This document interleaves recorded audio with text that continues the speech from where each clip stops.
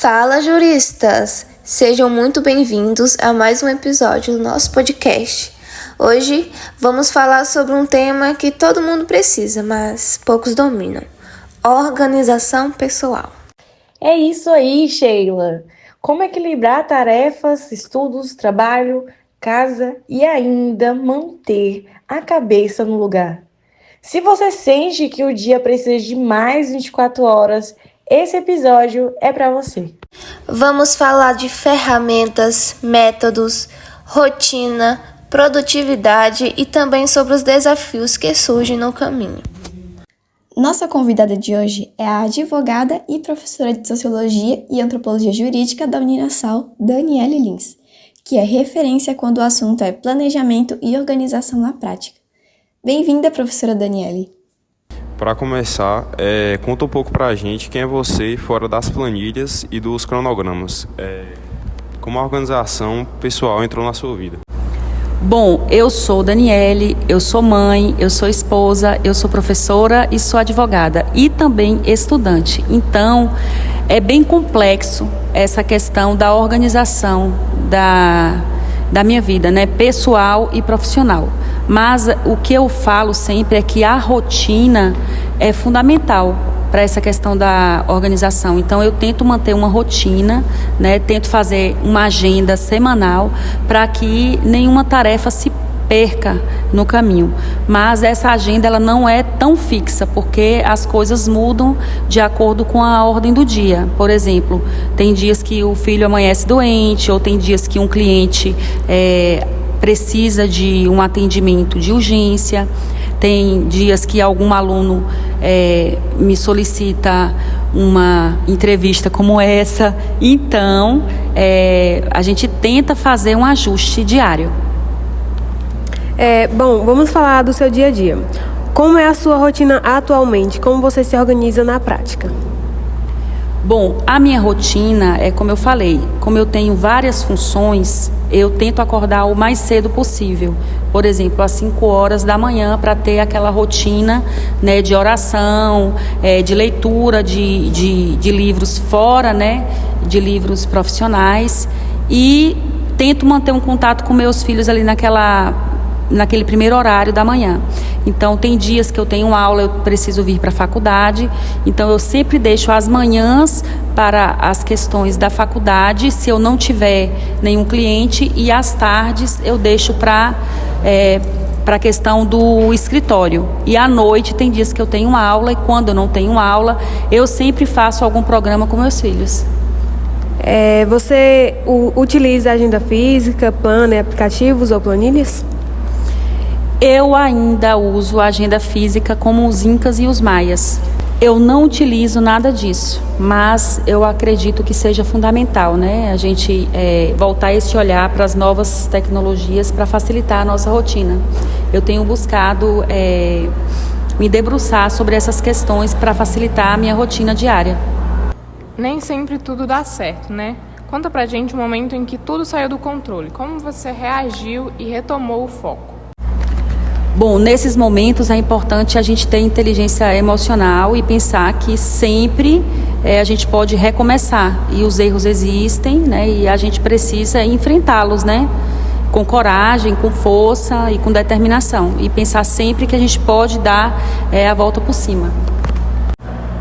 Você se considera uma pessoa que se cobra muito? Se sim, como você lida com a autocobrança? Eu sou extremamente perfeccionista, e isso é uma qualidade, mas é um peso, né? Eu acredito que eu tenho que superar um pouco o perfeccionismo. Isso realmente me atrapalhou e me atrapalha, né, em alguns momentos da minha vida. Porque a gente não pode ser 100% em tudo. Então, um conselho que eu sempre dou é: não tenha um perfeccionismo assim tão elevado como o meu, e eu também tento driblar isso, mas eu tenho esse problema, esse defeito de ser perfeccionista em excesso. Tem alguma prática que te ajuda a recuperar o equilíbrio? Sim, eu tenho uma prática, porque eu sou uma pessoa que volto muito meu olhar para a espiritualidade. Então, para manter o meu equilíbrio, eu sempre busco um olhar para espiritualidade, eu sempre busco um momento de silêncio, de ficar sozinha. Eu tenho necessidade de, no dia, ter pelo menos 1 hora sozinha. Eu, comigo, com meus pensamentos, né, com as minhas orações, e gosto muito de música, então eu me equilibro. Bom, agora a gente vai música. falar agora, sobre os música benefícios boa. da organização. Quais foram os maiores ganhos que você percebeu depois de tornar sua vida mais organizada? Eu consigo, com uma agenda organizada, ter mais qualidade de vida, porque sobra mais tempo para minha família, sobra mais tempo para mim. Então, você ter horários, né, pelo menos pré-agendados para fazer determinadas tarefas, te ajudam nessa questão da gestão do tempo e te ajuda a ter mais qualidade de vida. A sua saúde mental melhorou depois disso? A saúde mental é algo assim que é um assunto da ordem do dia, né? Porque realmente nós estamos passando por um turbilhão de informações, né, nesses tempos agora. Então, todo mundo, eu acredito que tem alguma questão de saúde mental, né? Alguma tristeza por conta de não conseguir dar conta de tudo.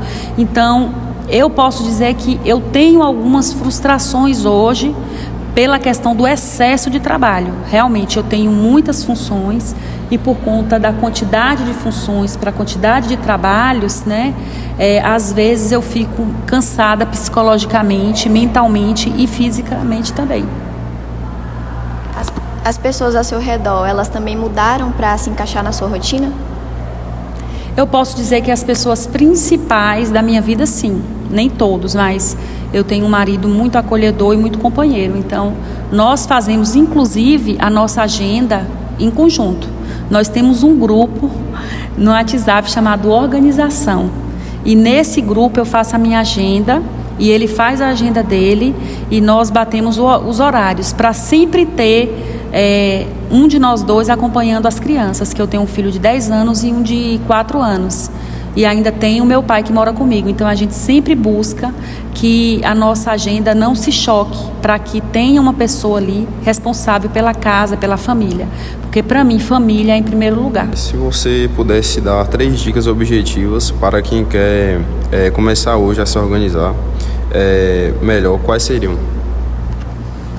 A primeira dica que eu daria é qual é a sua prioridade. O que você tem de prioridade naquele momento?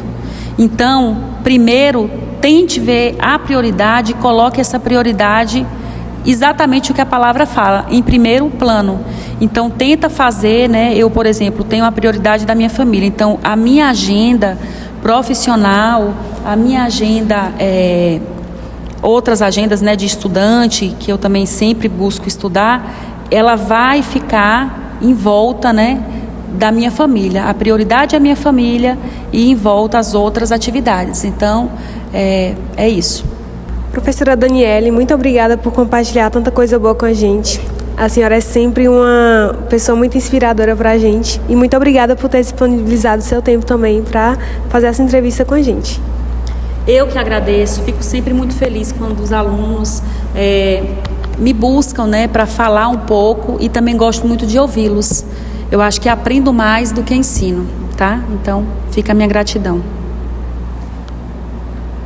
E para você que está ouvindo, já pega papel, caneta ou abre o bloco de notas e começa a colocar essas dicas em prática.